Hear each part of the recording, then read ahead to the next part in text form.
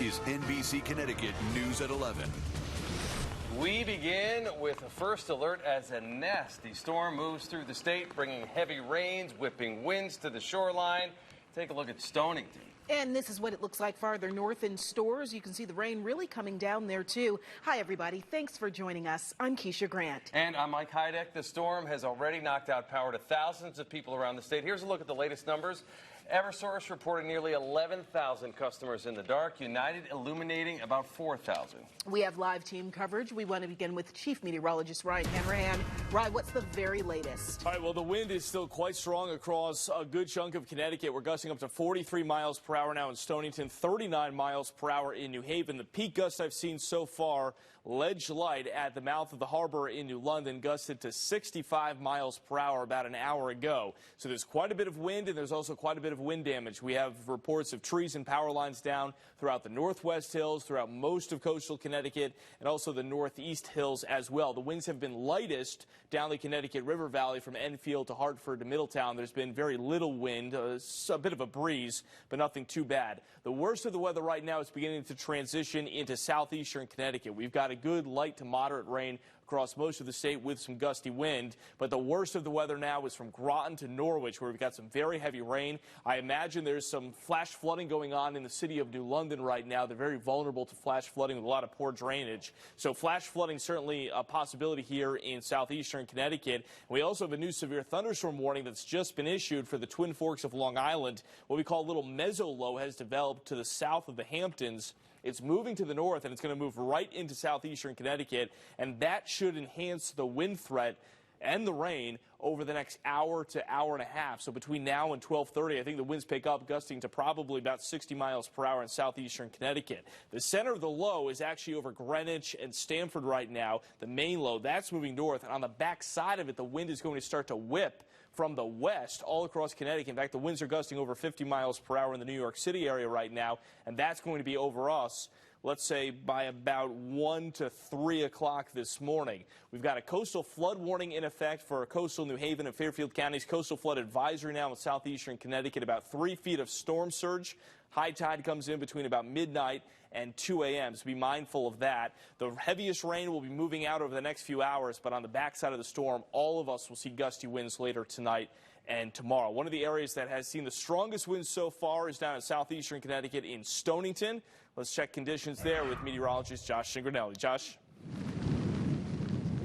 Yeah, Ryan, we're down here in Mystic right now, and I can tell you, the wind, it is whipping out here. One other thing I want you to take a look at is take a look at these waves. We're down on the southern point of Mystic right now. We have an east wind coming out at us. I've been measuring these wind gusts through the evening, and we're seeing sustained winds out of the east around 35 miles per hour.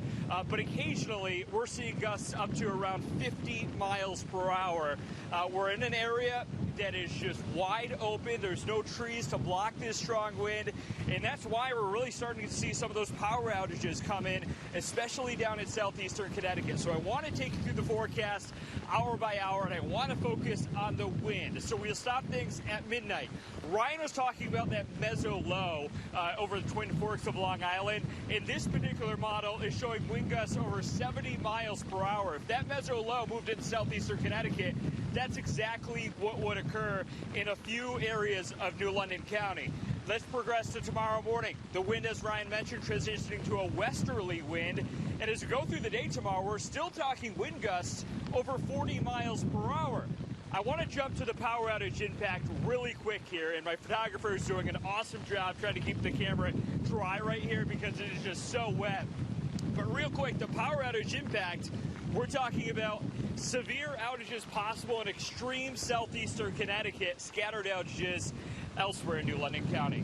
We are live in Mystic. I'm meteorologist Josh Singranelli, NBC Connecticut News. We'll send things back to you. Great job, Josh. Stay safe out there. Our team coverage continues now on the other side of the shoreline. NBC Connecticut's Jamie Ratliff has been in Milford all night. Jamie, what are you dealing with there? Yeah, Keisha, Mike, most of the night here we were dealing with heavy rain, strong winds. It was so strong you felt like you were fighting against the wind as you were walking around outside. This is actually probably the nicest it's been in Milford tonight. There's still a little bit of rain here, but the wind has calmed down quite a bit. Want to bring your attention to this area here, though. This is what what they mean when they say flash flooding. We drove north through the underpass here at Old Gate Lane. There was just a little bit of flooding on the side, nothing to impede traffic. Then 5 minutes later, we were going to drive back south through the area. Had to stop because of the flooding here. This is something that no official recommends. They do not recommend that you drive through areas like this, especially at night. It makes it so difficult to see. We did call police to let them know about this. And while the rain has lessened for now, this storm is not over. It's bananas. I think it's a lot of wacky weather, and just hoping it's a little drier tomorrow. While the sun should be out sometime tomorrow tonight, the strong winds and pouring rain took over. In Milford, the waves became choppy on the beach, keeping most people inside to wait out the storm. But those who did venture out found water gathering up on the road. At Old Gate Lane, many traversed through the flooded underpass, despite officials warning against what can quickly become a dangerous situation. If you see the water coming across the road, do not go through it. Turn around, don't drown.